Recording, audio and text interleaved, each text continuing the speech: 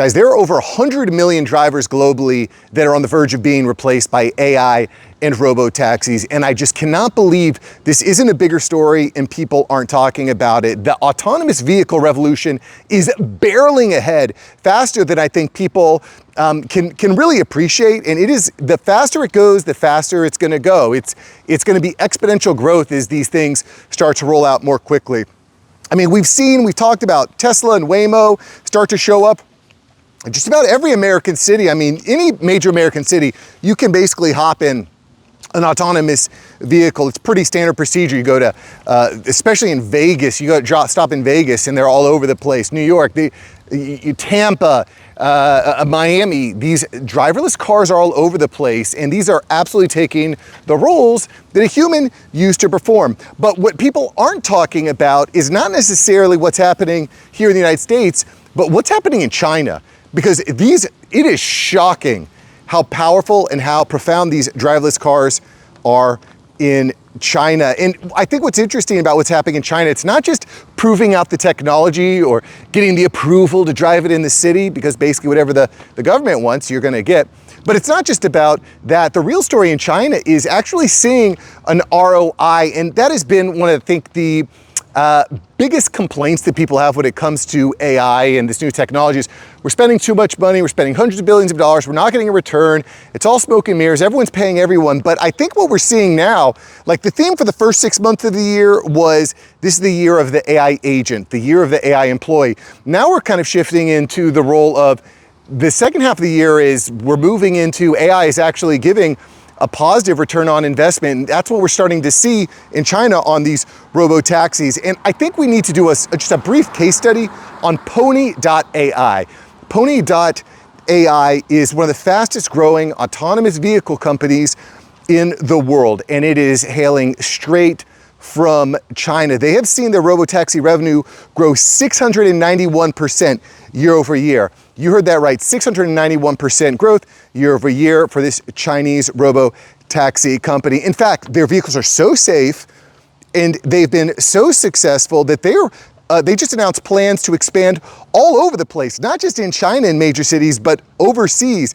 4,000 new autonomous vehicles in the Middle East, in Southeast Asia, and in Europe. In fact, they have a deal with Uber to release 2,000 self-driving vehicles in Europe. I found that shocking. We're gonna talk more about that in just a moment. 2,000 Chinese robotaxis driving around Europe. That is crazy. Again, we'll talk about that in just a moment. But the reality is that they are going full steam, balls ahead. They are not stopping. They should have about 3,500 vehicles by year end. And what Pony.AI claims is that their Generation 7 vehicles have even reached break even in major cities like Shenzhen and Guangzhou. Again, the key, return on investment. But what I think is interesting too, because a lot of people will say, we broke even, but what they don't take into account is is some of the other miscellaneous factors like depreciation. But when Pony.AI says that they hit break even, they are taking it all into account. Listen, this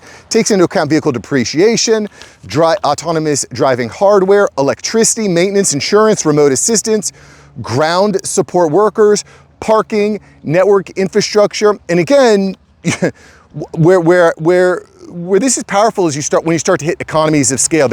Once they've got, like, we've got the people on the ground, we've got the charging stations, we have all this infrastructure, it becomes less and less expensive to deploy new units. And again, just to kind of expand on that idea when it comes to manufacturing these things, once your plants are operating smoothly and you have all the aluminum, the steel, the lithium, you can get economies of scale by buying more quickly. You can produce more quickly. It's going to scale up very, very fast. Just like with a lot of things, it starts slow, but once you start getting momentum, it starts to really pour forward. And again, people are not talking about this at all. Obviously, we have some big companies in the United States, Tesla, Uber, Waymo, that are all doing this, but what's happening in China is on another level. They are way ahead from what I can tell.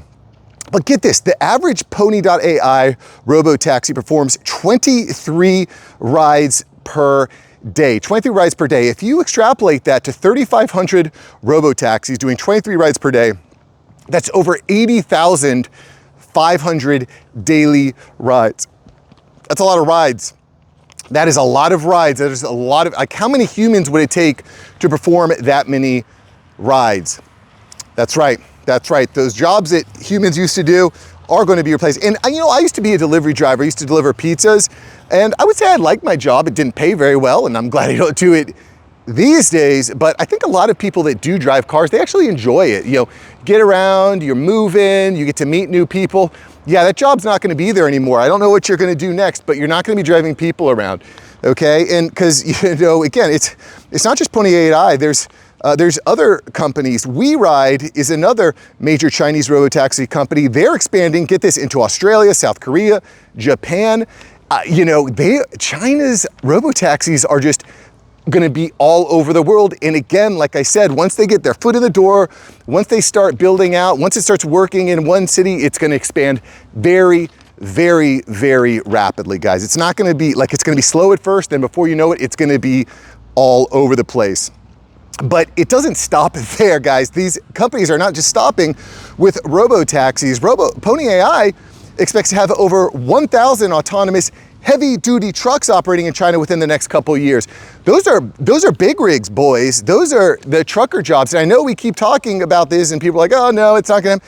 Guys, listen, it's going to be happening slow, and then it's going to be happening fast. Okay, and I don't really have a great answer for you if you're a big rig driver. I mean, like, bank money now, buy land, buy real estate, listen to podcasts. Maybe, I don't know exactly what you're going to be able to do, but the AI robo taxis are definitely going to be coming for those roles. Maybe not every role, or maybe, you know, I think at first what we're seeing is they have the autonomous vehicle is going to be operating until you get into a city when there's a human, and then the human takes over. But regardless, it's going to happen fast. You know, Pony.AI, on top of that, they expect a driverless fleet of 100,000 vehicles by 2030. 100,000 vehicles by 2030. And that's just one company. Guys, that's just one company. This is a bunch of companies are gonna have tens of thousands of driverless vehicles on the road. In fact, I think we're probably moving into a world where, you know, just about everyone's personal car is gonna be driverless. I actually recorded a video on the next wave of vehicles. I'll post a link to the video here where it has all these electronics and tracking and monitoring. And it's, you know, kind of an entry into the surveillance state, which I don't love. What we're gonna see here, guys, is that everyone, you and me, we're gonna have cars that aren't just sitting at our house. They're, you know, I could see my next car. I've got a 2013 Honda Accord, and I just love it. I just ride it. It's only got 60,000 miles, and I joke with my wife, I'm gonna have it for the next decade, or I'll give it to my kids when they're. Do you have a really old car that you're just hanging on to? Yeah, me too. In any event, I expect that the next car that I get is gonna be an autonomous vehicle. It's gonna be a vehicle that I can drive when I want to, but during the night, it's gonna be driving around town, making deliveries, doing pickups. It's gonna be a robo-taxi. I hope I don't find any used needles in there, but I would rather, you know, the problem with vehicles is that they are depreciating assets, guys. You go out and you buy a nice car, you don't actually have more equity, you actually reduce your equity. But if you have an autonomous vehicle for personal use, well, now you can get extra cash flow while you're sleeping. So that's appealing to me. That's appealing to me.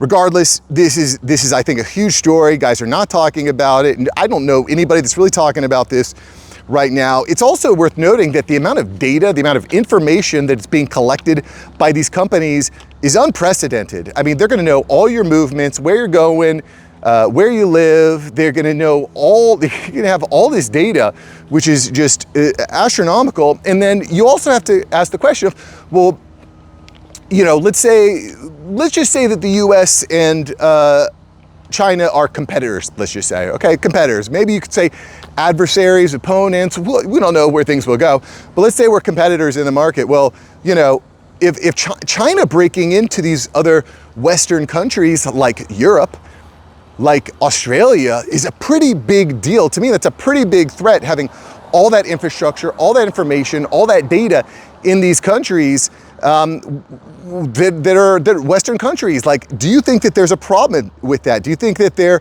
is any sort of threat? Do you think there's an issue with Pony.AI teaming up with Uber to do these releases? Like, where is all the data going to be passed back and forth? Because once you can't put the toothpaste back in the bottle, boys. Once the company gets the data, once they get that, it's going to their servers, it's going to their cloud, and then they've got it for whatever use they want. So anyways, huge story, crazy story, had to cover it today. I'm still prepping on the AI agent story. I'll probably have that for you tomorrow because I think it's crazy what's happening with the AI agents. But anyway, leave your thoughts below. Guys, if you like what I'm doing, if you like the channel, if you want to support, hit the join button below. It really, really helps, and I would appreciate it greatly. And if you like today's video, go check out yesterday's video where we talk about how one of the newest jobs that nobody saw coming is the robotics teleoperator, controlling robots virtually, remotely, virtual glasses. But is it a good thing to take a job like that? You have to watch yesterday's video, and I'll post a link to it right here. All right, boys and girls, have a great day. See ya, peace.